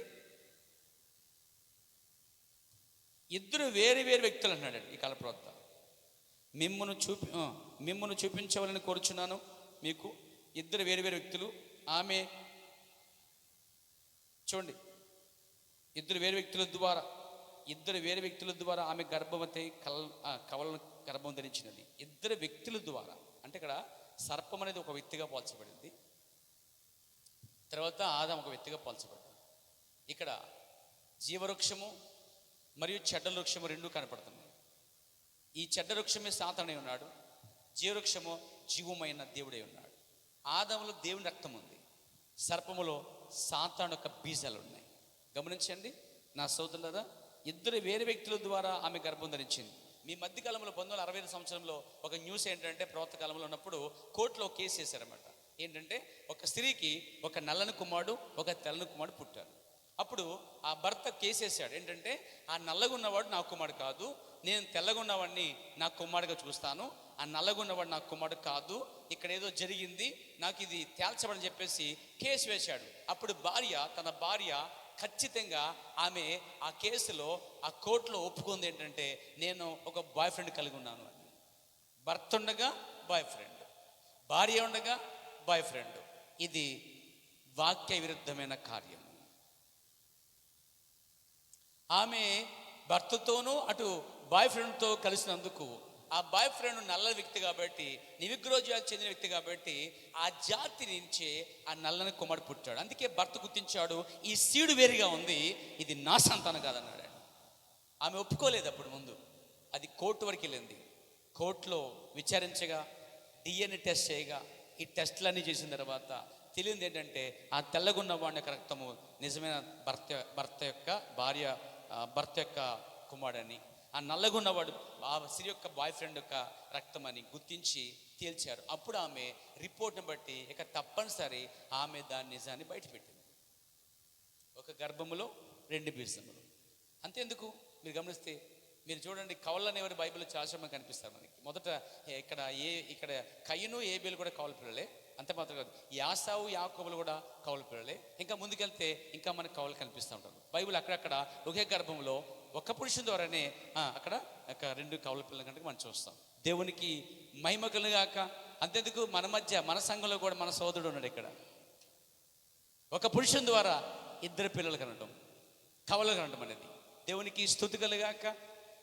అయితే అది వాక్యానుసారంగాను చట్టరీతిగాను అది ధర్మ ప్రకారం జరిగిన ప్రక్రియ, అది పరిశుద్ధమైన కార్యం, దేవుడిచ్చిన ధర్మవిధి. కానీ ఇక్కడ జరిగిన కార్యం ఏంటంటే దేవునికి విరుద్ధమైన కార్యము. ఒక పురుషుడు ఒక జంతువు కలయిక ద్వారా వచ్చేటువంటి 2 సంతానములు. అందుకే కయ్యను దేవుని సంతానము కాదు, ఆదాము సంతానము కాదు. అందుకే కలపవుతా అన్నాడు. గమనించండి, ఆమె కన్యకగు స్త్రీ, వారి సంతానం బలమైనది. ఇక్కడ చూడండి, అబ్రహాము తన సొంత సోదరిని పెళ్లి చేసుకునేను. ఎందుకు? ఈనాడు ఒక వ్యక్తి అలాగ చేసినలా, సోదరి పెళ్లి చేసుకునేలా వారి పిల్లలు అక్రమకాలని అని చెప్పబడుదురు. చూడండి, యాకోబు లేదా ఇస్సాకు లేక రెబెకా. ఇస్సాకు రెబెకా పెళ్లి చేసుకున్నాడు. ఆమె అతని సహోదరి, అతని యొక్క రక్త సంబంధి సోదరి, రక్త సంబంధి. ఆమె అబ్రహాము సహోదరుని యొక్క కుమార్తె. ఇలా చెప్పుకుంటూ వస్తున్నాడు అనమాట అండి. ఇలా చెప్పుకొచ్చినప్పుడు ఇక్కడ కయ్యను మరియు ఏబేలు కవలలు అని చెబుతూ, యాసావు మరియు యాకోబులు కవలలు అని చెబుతూ, ఇక్కడ యేసు మరియు యోధ కోసం మాట్లాడుతున్నాడు. యేసులో దేవుని ఆత్మ ఉన్నది, యోధాలో దురాత్మ ప్రవేశించింది. యేసులో పరిశుద్ధాత్మ ఉన్నదా? యేసు అనే శరీరంలోనే యెహోవా దేవుడు నివసించాడా? అంటే దేవుడు పరిశుద్ధమైన దేవాలయం నివసిస్తున్నాడు.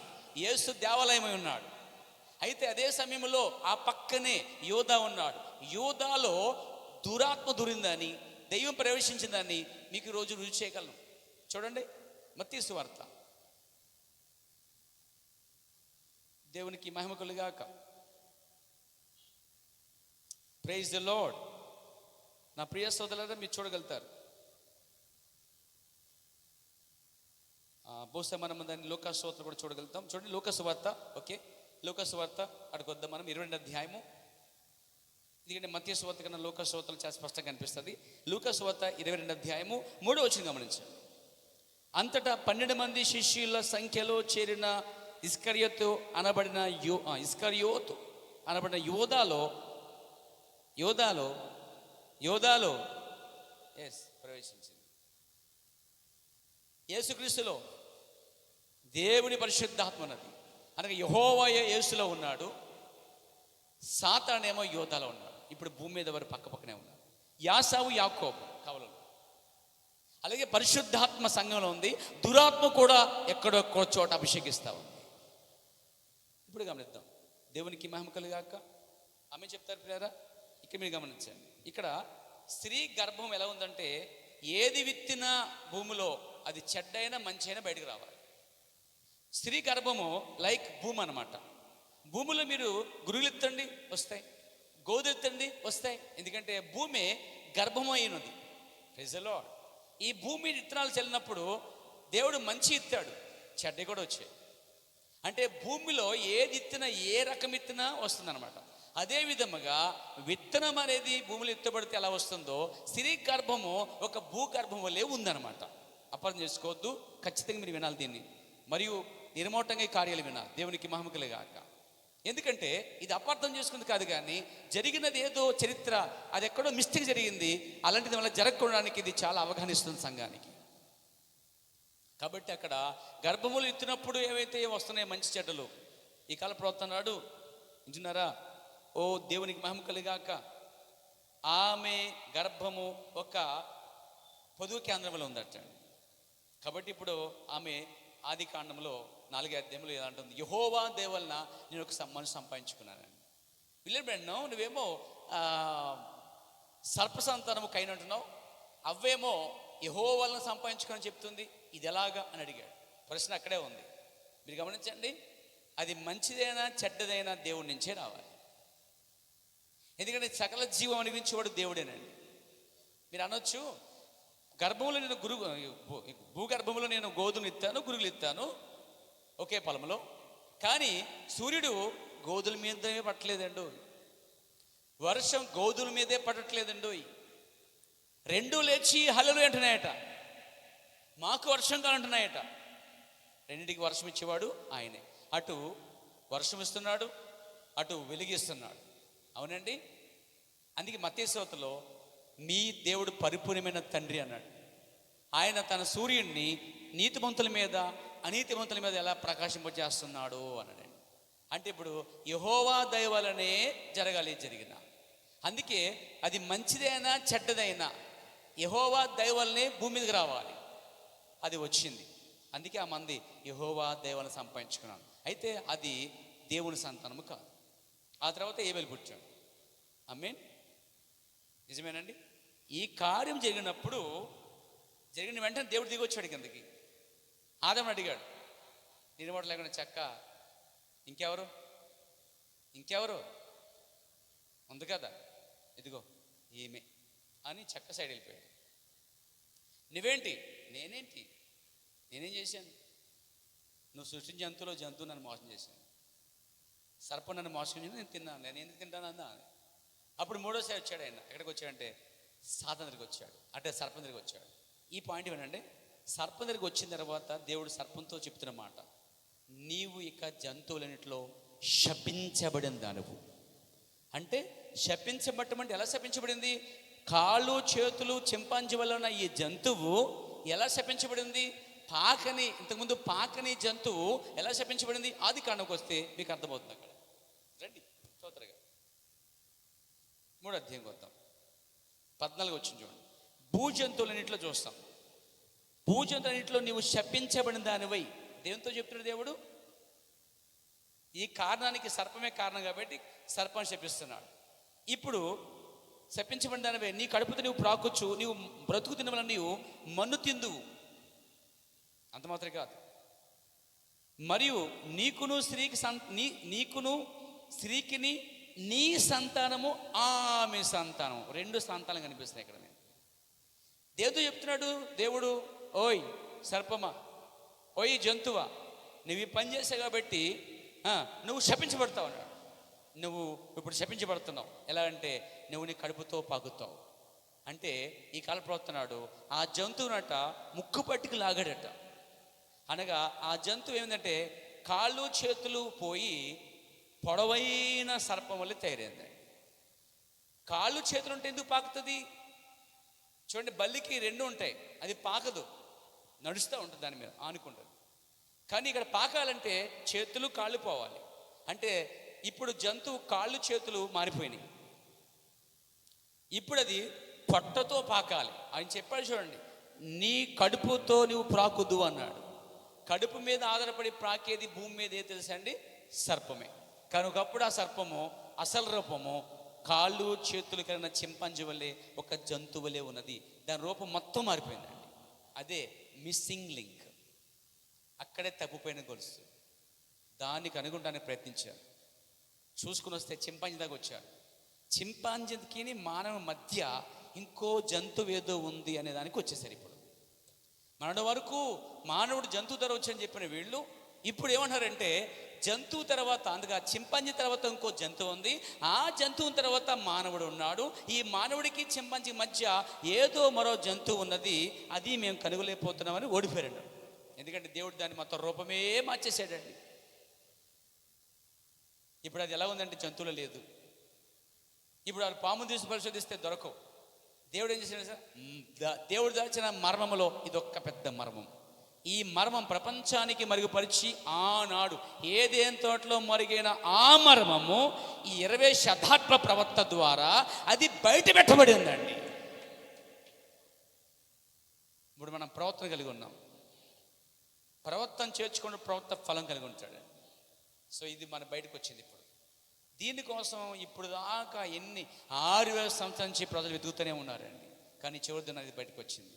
కానీ ప్రవక్త అంటున్నాడు, దీన్ని ప్రజలు నమ్మకపోవచ్చు అన్నట్టండి. Praise God. నాతో ఉన్నారా? అయితే నమ్మడానికి ఒక వాక్యం చెప్తాడు ఆయన. ఆదికాండం 5వ అధ్యాయంలో ఆదాము యొక్క సంతాన వంశవళి ఉంది. ఆ సంతాన వంశవళిలో హేబేలు పేరు బదులు హేబేలు చంపేశాడు కాబట్టి చూడండి, వాడు కోపగించాడు, చంపాడు, అబద్ధమాడాడు. వాడు అబద్ధకుడు, జనకుడు, హత్య చేశాడు. తర్వాత వాడు ఎదిరించాడు. వాడు కయీను. అప్పుడు కయీనుకి ముద్ర వేయబడింది, ఒక ముద్ర వేయబడింది. వాడు దేశమంతా దేశదిమ్మరయ్యాడు. ఇక కయీనుకి దేశదిమ్మరగా ఉన్నాడు. చూడండి నా సోదరులారా, ఇక్కడ హేబేలు చనిపోయాడు. హేబేలు చనిపోయిన తర్వాత 4వ అధ్యాయం, ఆదిగా 4వ అధ్యాయంలో అవ్వనుకున్నప్పుడు హేబేలు పుట్టాడు. 4వ అధ్యాయం 26వ వచనంలో మరలా ఆదాము కొడుతున్నాడు అవ్వని. సెకండ్ క్రియ, ఇది ప్రక్రియ.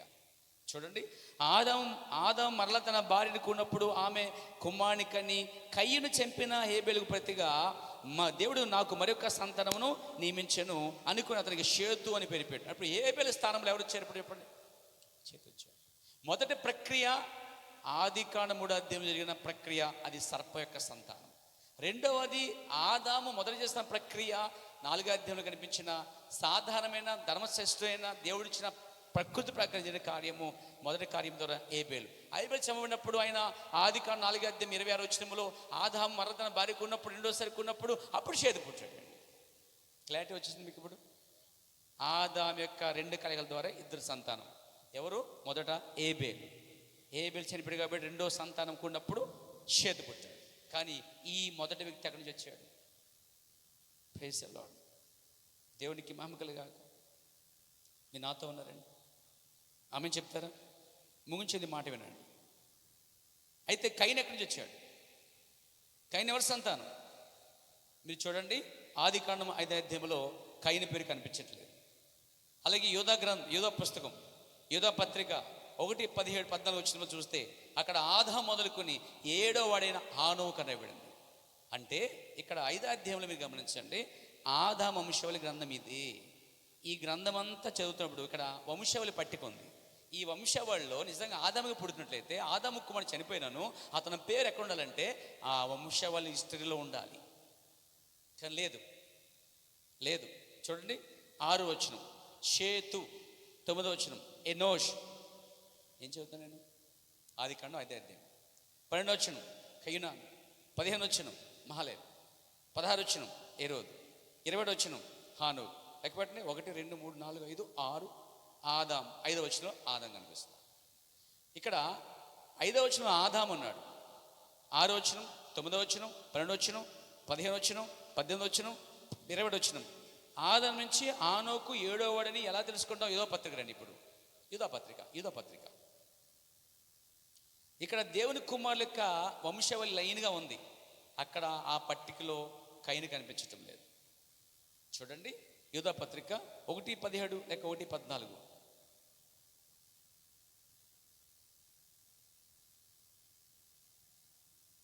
చూసారని ఇక్కడ 14 వచ్చింది. ఆదాము మొదలుకొని 7వ వాడైన ఆనోకు అని రాయబడిందండి. అంటే 7గురుగా లెక్కించబడ్డారు ఇక్కడ. ఈ 7గురు ఎక్కడి నుంచి? ఆదాము నుండి ప్రారంభించారు. ఇందా చూసాం. ఆదాము నుంచి ఆనోకు వరకు వస్తే ఆ లిస్టులో మీకు ఆదాము ఉన్నాడు, షేతు ఉన్నాడు, కానీ ఇక్కడ కయీను కనిపించట్లేదు. అందుకే అన్నాడు ఈ కాలప్రవక్త, కయీను సర్పసంతానమై ఉన్నాడు కాబట్టి ఆదాము వంశంలో అతడు చేర్చుకోలేదు. భూ సంబంధంగా వ్యక్తి ఇతడు నల్లటివాడు నా కుమారుడు కాదని చేర్చుకోలేదో అదేవిధంగా ఆదాము కూడా చేర్చుకోలేదండి. Praise the lord. అప్పుడు అంటున్నాడు ప్రవక్త, అతడు అనగా కయీను సర్పసంతానం కాదని ఎవరైనా చెప్పగలరేమో చూపించాలని కోరుచున్నాను.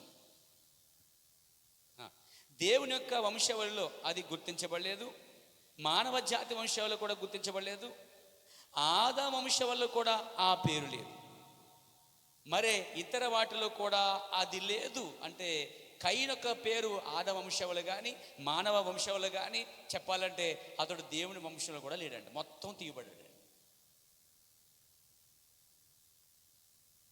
Praise the lord. మరి దేవుని వల్ల ఒక కుమారుని సంపాదించేదని ఎందుకందామే? ఆదామును ఈ భూమి మీద ఉంచాడు. సాతాను ఎరిగి ఉన్నాడు. ఆదాము ఆమె యొక్క యొద్దకు వెళ్ళక ముందే సాతాను ఆమె యొద్దకు వెళ్ళాడు. ఈనాడు మొత్తం సంగతి అక్కడే ఉంది, మొత్తం అంతా అక్కడే ఉంది. మొత్తం బైబిల్ మూడంతా అక్కడే ఉందండి. మర్మములన్నీ మూడంతా కూడా అక్కడే ఉంది. మానవ జాతి యొక్క సంతానం అక్కడే ఉంది. ఇక్కడ సర్ప సంతానం ఉందండి, స్త్రీ సంతానం ఉంది. ఆ స్త్రీ సంతానమే దేవుని పిల్లలై ఉన్నారు. దేవుడు ఆ స్త్రీ సంతానం నుంచి యేసుక్రీస్తుగా భూమి మీదకి వచ్చాడు. ఇప్పుడు యేసుక్రీస్తు ద్వారా ఒక సంతానం ఏర్పడింది, అది స్త్రీ సంతానం, దేవుని సంతానం. దేవుని సంతానం వేరుగా ఉంది, ఆదాము సంతానం వేరుగా ఉంది, సాతాను సంతానం వేరుగా ఉంది.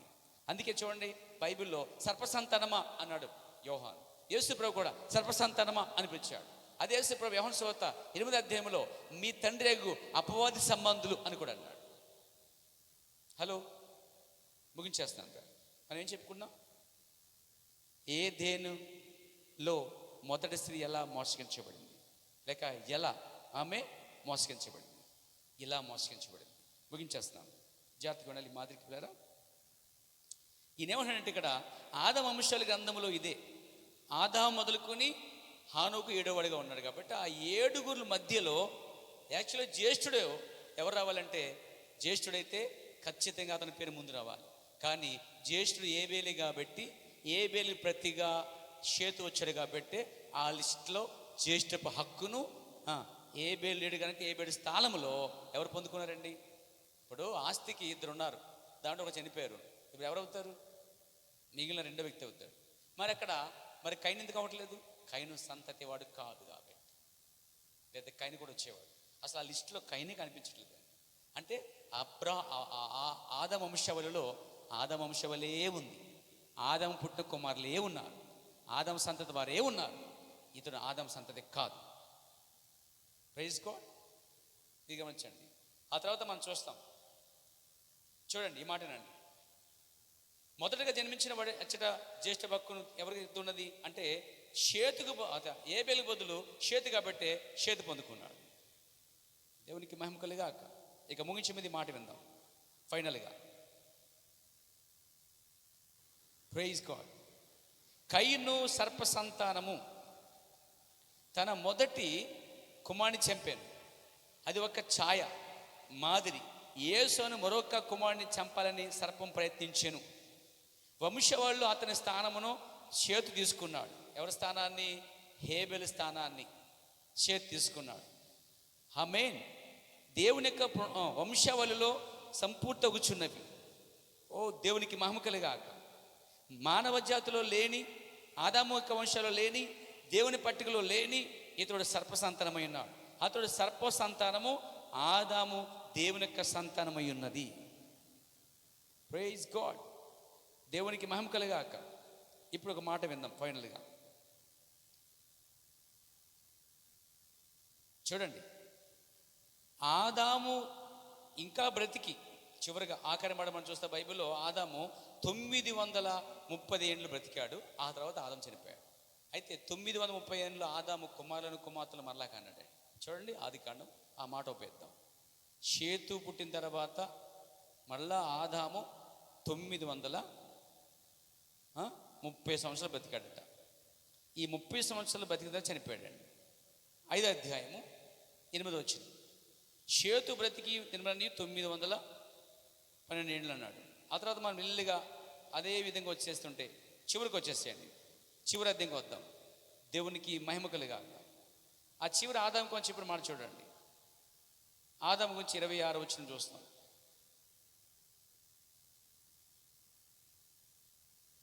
ఐదవ వచనం చూస్తాం. 5వ వచనం చూడండి. ఆదాము బ్రతికిన దినములన్నీ 930 ఏండ్లు, అప్పుడు అతడు మృతి పొందెను. 4వ వచనం చూడండి. షేతుని కన్న తర్వాత ఆదాము బ్రతికిన దినములో 800 ఏండ్లు, అతడు కుమారులను కుమార్తెలను కనెను. ఇంకా కుమారులను కుమార్తెలు కన్న తర్వాత ఇంకా 930 సంవత్సరాలు బ్రతికి చనిపోయాడు ఆదాము. ఇదంతా అవ్వ ద్వారా జరిగిన సంతానం అండి. కానీ ఆదాము కంటే ముందు మొదట సంతానాన్ని సర్పం సంపాదించింది. కయ్యను సర్పం యొక్క సంతానమై ఉన్నాడు. అందుకే నా ప్రియ సోదరులారా, నేను ముగించే మాట ఏంటంటే, ఏదైనా తోటలో అవ్వ ఇలా చెరపబడినందుకే భూమి మీద 2 సంతానాలు ఉన్నాయండి. ఒకటి బైబిల్ ప్రకారంగా ఆదికాండం 3వ అధ్యాయం 15వ వచనంలో ప్రభు చెప్తున్నాడు సర్పముతో, నీ సంతానమునకును స్త్రీ సంతానమునకును వైరము కలగజేసేదును అన్నాడండి. అక్కడ పరలోకంలో దేవుని దూతలకును పరలోకంలో సాతాను దూతలకు యుద్ధం జరిగింది. ఇప్పుడు భూమి మీద అదే యుద్ధము దేవుని పిల్లలకును సాతాను పిల్లల మధ్య యుద్ధం జరుగుతూ ఉంది. మనం దేవుని యొక్క యుద్ధంలో సైన్యంగా ఉన్నామండి. ఏదేని తోటలో ఇక్క మార్పు జరిగింది. ఈ రక్త మార్పు వల్లనే భూమి మీద 2 రకాల సంతానం వచ్చింది. దేవుని సంతానము మరియు సర్ప సంతానం. ఇప్పుడు భూమి మీద సర్ప సంతానం ఉందా? ఉంది. ఎవరు వాళ్ళు, ఎలా ఉంటారు అని నెక్స్ట్ పాయింట్లో వస్తాను పేర. అదేం తెలుసా? ఉన్నత దేహులు, అంటే చాలా బలమైన ఎత్తు ప్రజలు, రాక్షసు అంటే వారు ఎలా వచ్చారో మీతో పంచుకోబోతున్నాను. దేవుడి మీద దీవించును గాక. లేచి నిలబడదాం, ప్రార్థన చేసుకుందాం. ప్రేమ నమ్మగల మా ప్రియ పరమ తండ్రి, పరిశుద్ధుడైన మా దేవ, ఈ సమయంలో ఏదైనా తోటలో జరిగిన మొదటి ప్రక్రియ, ఆ మొదటి ఏదైనా తోటలో మొదటి స్త్రీ ఎలా మోసగించబడిందో మేము చూస్తాం. ప్రజలు సైన్స్ లోకం ఒప్పుకోకపోయినా ఇది బైబిల్ సత్యం ప్రభా, అది నిజం, అది నీ వాక్యానుసారమైంది. దాన్ని వివరించడానికి ఈ కాలంలో ప్రవక్తలు లేవనెత్తావు. ఆ ప్రవక్త ద్వారా ఏదో కొత్తవి కాదు, కానీ ఇంతకుముందు రాయబడిన వాటి నుంచి అతడు తీసుకుని సత్యాన్ని బోధించాడు. నిజముగా సత్యం వద్దకి సత్య సంబంధాలు నీ పిల్లలు వస్తారని నమ్ముతున్నాను. దేవుని సంబంధమైన దేవుని మాటలు వింటారని చెప్పబడింది. ఈరోజు నీ మాటలు వినే గొప్ప కృప మీరు నాకు ఇచ్చారు. అందుబట్టి స్తోత్రాలు దేవా. ఈ అంశాన్ని దీవించండి. అభ్యంతర పడకుండా అర్థం చేసుకునే గొప్ప పరిశుద్ధాత్మను అనుగ్రహించండి. దేవుని పిల్లల మధ్యను సాతాను పిల్లల మధ్య గొప్ప పోరాటం ఉందని తెలుసుకొని మెలుగుగా ఉండి నీ కొరకు జీవించే భాగ్యం తెచ్చేయండి. యేసు నామములో ప్రార్థించుచున్నాను. ఆమేన్.